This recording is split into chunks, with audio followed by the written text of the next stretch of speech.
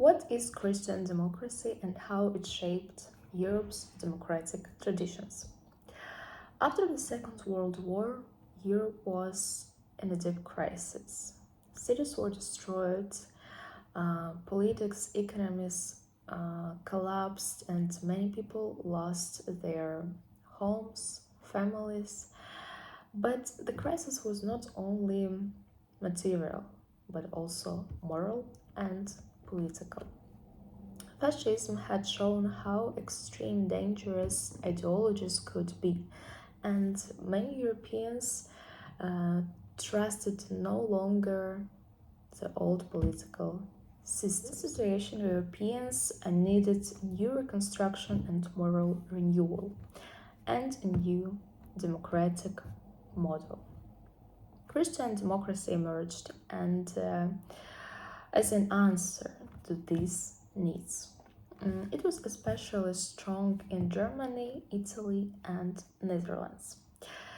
Christian democracy tried to combine Christian values such as dignity and solidarity with liberal democracy and capitalism. One of its key ideas was the social market economy, an economic system that supports free markets but also a strong social protection. This idea became very influential in post-war Europe. A clear example of Christian democracy was Germany's Christian Democratic Union that was founded in 1945, and the party wanted to build a new democratic Germany based on responsibility, moderation, and ethical values.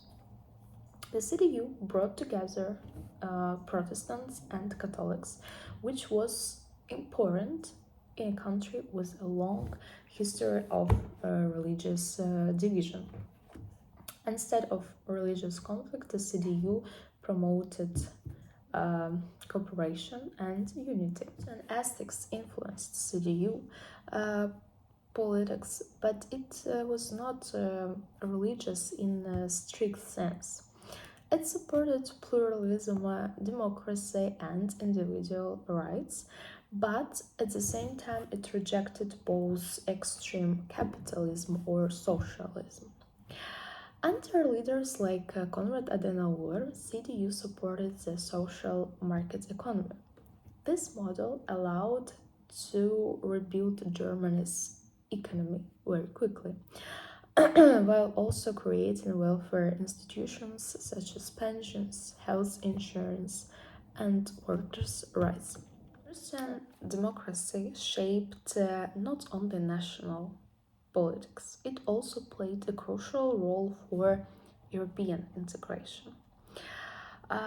Many Christian Democrats, they were supporters of European integration, and they thought that it was necessary to prevent future conflicts and to make future wars impossible.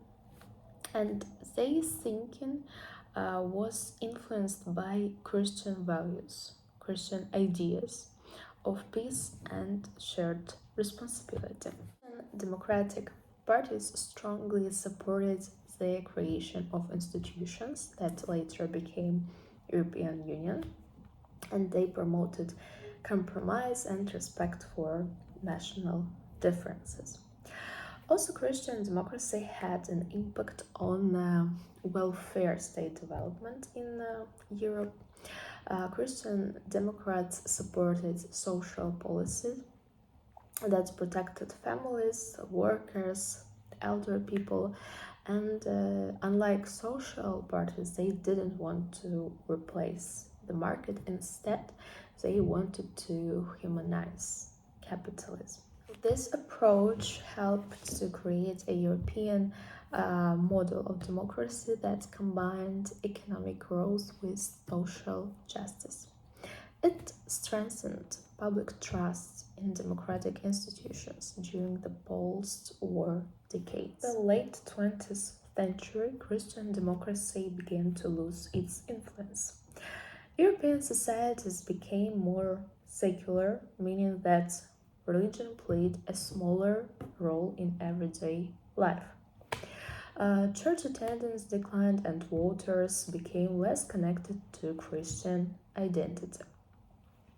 At the same time, new political um, challenges, issues emerged, such as immigration, globalization, problems in the environment, and Christian democratic parties often struggled to respond clearly to these challenges. However, Christian democracy did not disappear. Instead, it transformed. Many Christian democratic parties shifted toward more general center-right politics, and Christian values became less explicit, but ideas such as human dignity, moderation, and social responsibility remained important. So, Christian democracy played a crucial role in shaping Europe's democratic tradition after the Second World War, and it helped bridge the gap between moral reconstruction and political stability.